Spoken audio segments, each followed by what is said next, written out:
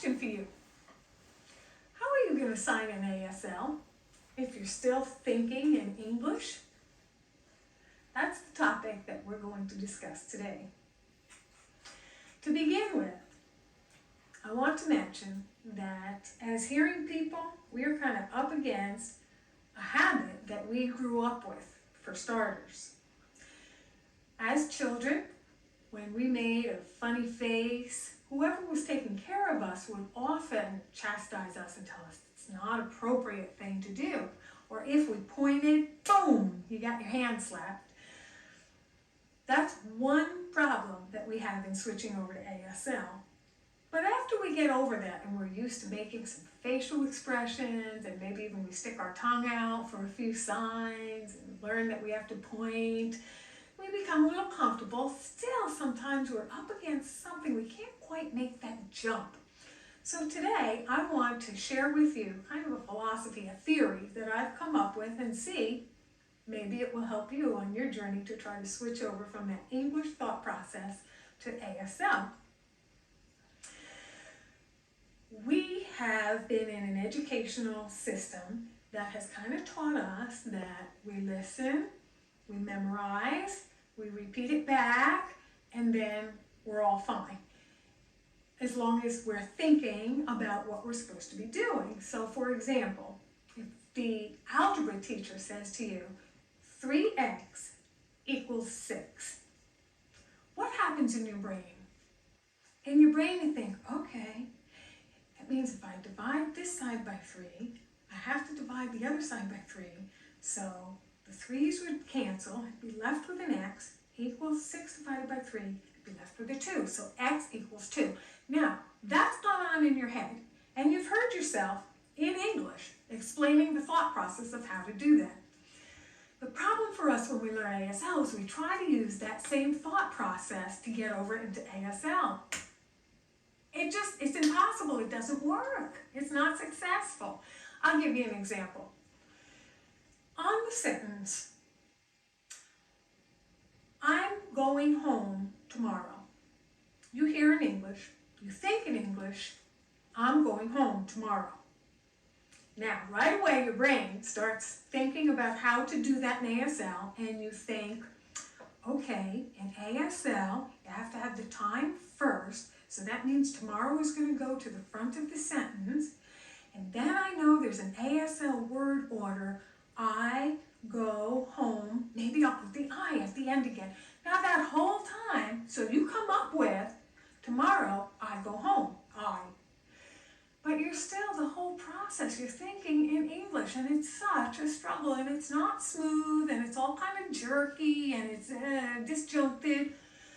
The reason is that you're thinking in English about signing an ASL.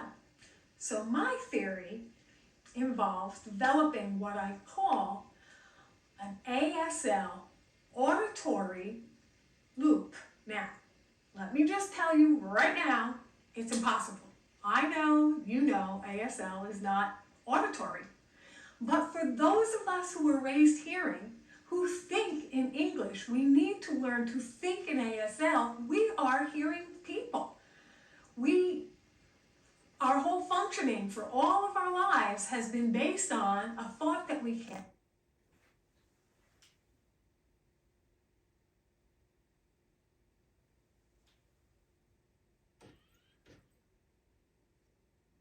We can't hear the ASL because we have no loop, there's nothing there. So it's a practice technique that I have developed that I want to share with you. But before I can do that, we need to review some of the things that ASL involves and make sure that we know them before we can start practicing them. When you do something in ASL, it's really important to realize there's not one way. It's just as if in English we can have active or passive construction of a sentence. John kicked the ball, or the ball was kicked by John. They mean the same thing. They sound different. Same thing in ASL. That former sentence that I spoke with you about, I'm going home tomorrow. Perhaps you want to use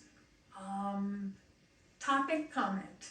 So you move the time to the front and you say, tomorrow I go home. So the tomorrow, that's the topic. What I'm going to tell you something about tomorrow. You move that slightly for the comment is, I'm going home.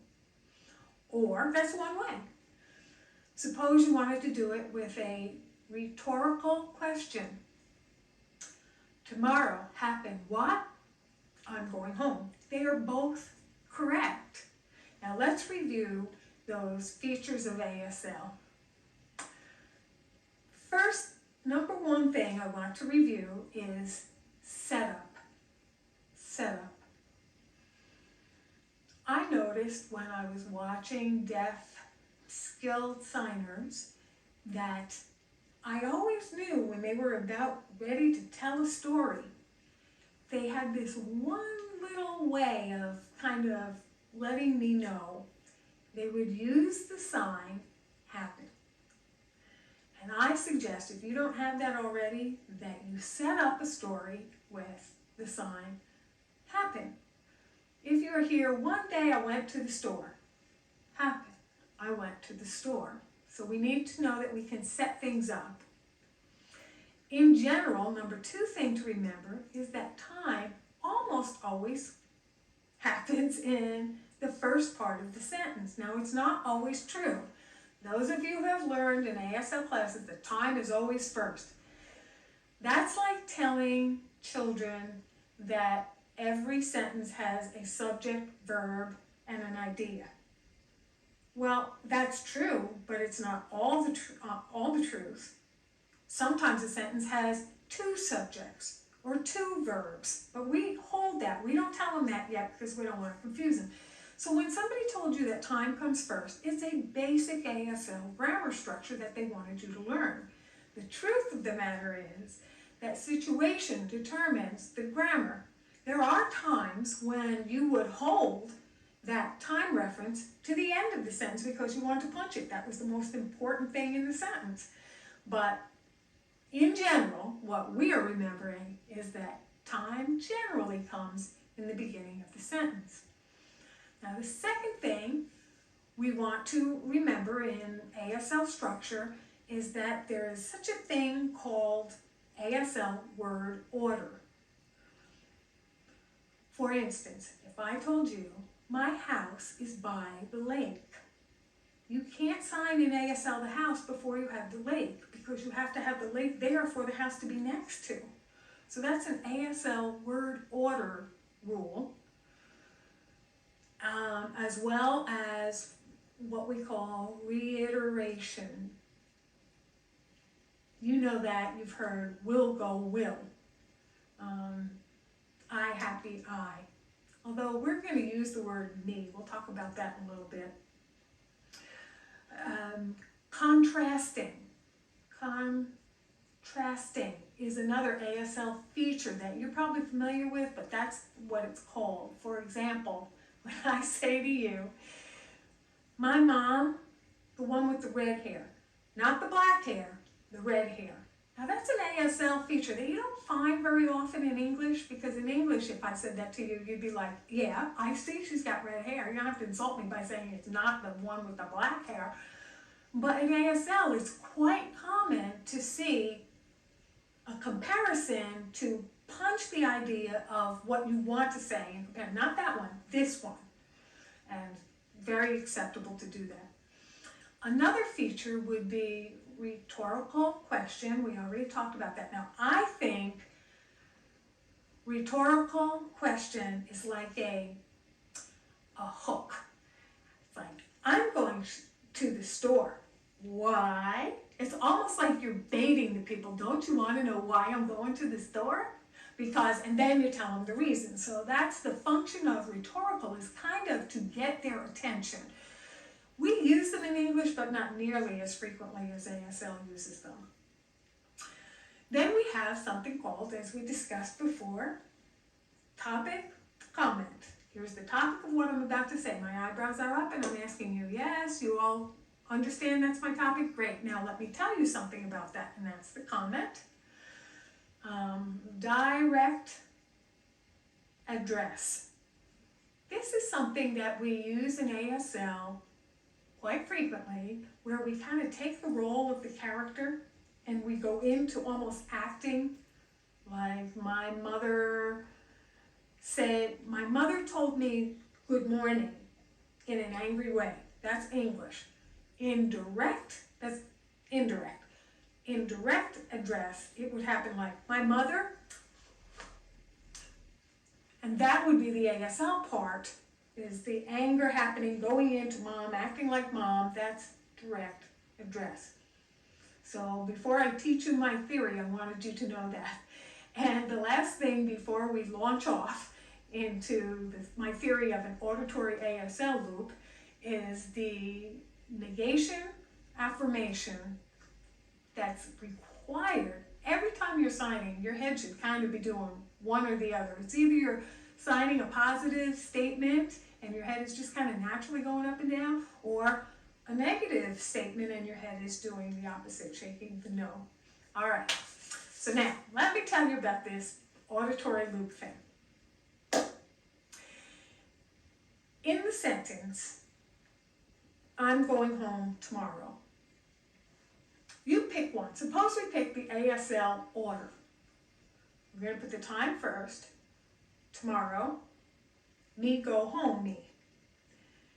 Let me tell you or discuss why we should use the word, I want you to use the word me when you point to yourself instead of I. In English, I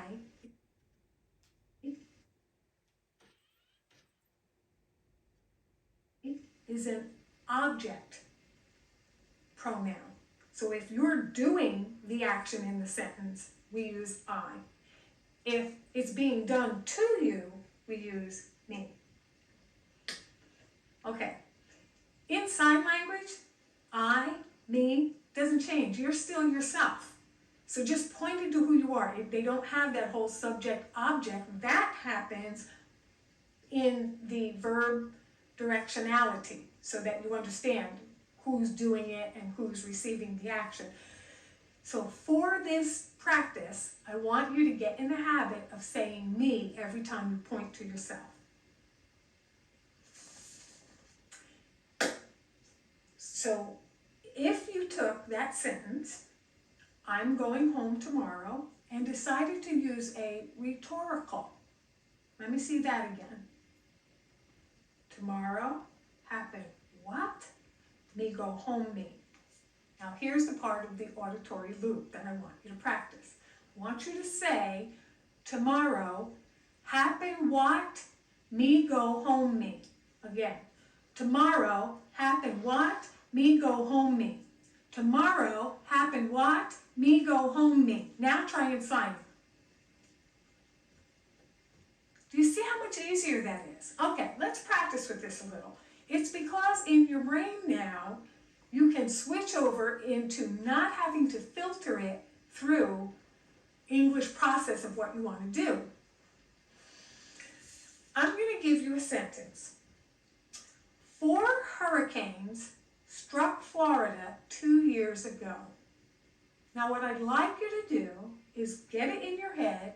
What order would you sign that in? Perhaps you can stop the tape or DVD, whatever you have, and write down 4 hurricanes struck Florida 2 years ago. You just stop it and write it down. How would you gloss that? After you get that gloss, I want you to repeat it and repeat it and repeat it out loud to yourself. Now I have 2 ways of doing it.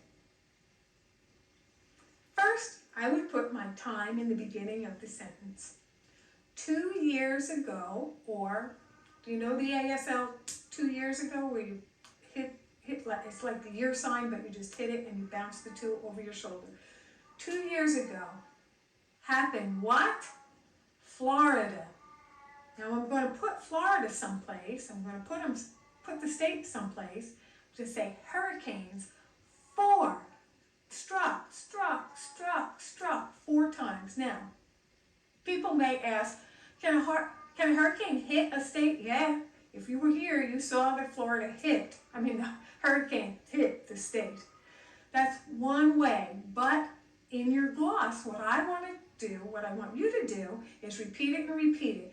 2 years ago happened what? Florida, Hurricane 4, struck. 2 years ago happened what? Florida, Hurricane 4, struck. If you start developing this thing in your head, when you go to sign it, you're not thinking in English. You're thinking,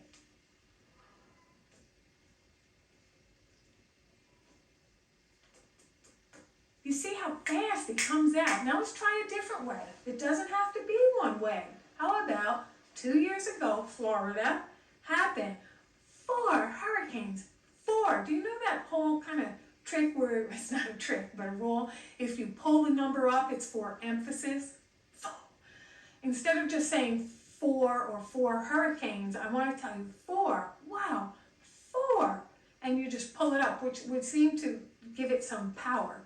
So in my head, I'm going to repeat 2 years ago, Florida, and I'm thinking there, 2 years ago, Florida, there, happened 4 hurricanes, 4. 2 years ago, Florida, there, happened 4 hurricanes, 4. Then I'm going to be able to sign it more easily.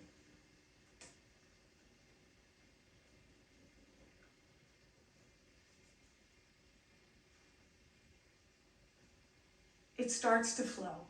Now, next concept for you. During the 3rd hurricane, I was without electricity for 13 days. During the 3rd hurricane, I was without electricity for 13 days. So stop the DVD, videotape, and try and write that out in an ASL thought. After you get it written, repeat it to yourself, and then come on back together and I'll show you mine. Because in ASL we are allowed to list, I know that there are 4 hurricanes. I just told you in my earlier sentence there were 4 hurricanes. As soon as this is my sign for the number 4. As soon as I have established that, I switch to my non-dominant hand, and I'm now listing. Where is the 1st hurricane? 2nd? 3rd. So without going all through that, I don't have to say hurricane number 1, number 2, number 3. You would know if I stick up 4 hands, rank order shows that this is the 1st, the 2nd, 3rd. So then I can say to you, during the 3rd hurricane, and it's kind of understood that it's during that time, during the 3rd hurricane, can you put a rhetorical? Right there, that whole thing. During the 3rd hurricane, what happened? I'm looking up, topic comment. Electricity, or electricity out. One of those things. Electricity gone. 13 days. So instead of thinking in the English, start thinking visually and repeat to yourself. 3rd happened what? Electric. 13 days. 3rd happened what? Electric. Gone. 13 days. So that's my theory. Now, another way to say this same sentence would be 3rd, if you didn't want to use the listing, you could use the word 3rd. It's a 3 that gets pulled back, not shook like this, that's dollars, $3, and not out like this, that's 3rd place, but just pulled back. On the 3rd one, or you can add the hurricane. 3rd hurricane, 13 days electric. But the point is that you want to start thinking in ASL by writing down some glosses, repeating them to yourself out loud again and again and again until you start being able to think in ASL. So my advice to you on learning how to develop this auditory loop is after you've finished writing a few stories and glossing them and repeating them to yourself audibly, you will start to develop this ASL thinking loop that you can actually hear in your head. Then the game goes on when you're walking in the mall and you see a nice coat. And instead of thinking to yourself, oh, that's a nice coat, I think I'll go in and try it on. Instead of that, start talking to yourself in ASL speak. Go by and you go, wow, coat, nice. Try me. Wow, coat, nice. Try me. Wow, coat, nice. Try me. Practice thinking and talking to yourself in ASL. Now again, I remind you, I know you can't speak in ASL, but if you want to develop this loop, it's a good tip. Another practice tip is if you have a friend who understands ASL, who is trying to learn, send each other emails in ASL, type in ASL, so that the other person has to really sign it to themselves in order to be able to catch what it is you're talking about. And that will help you to develop this whole thought process of ASL.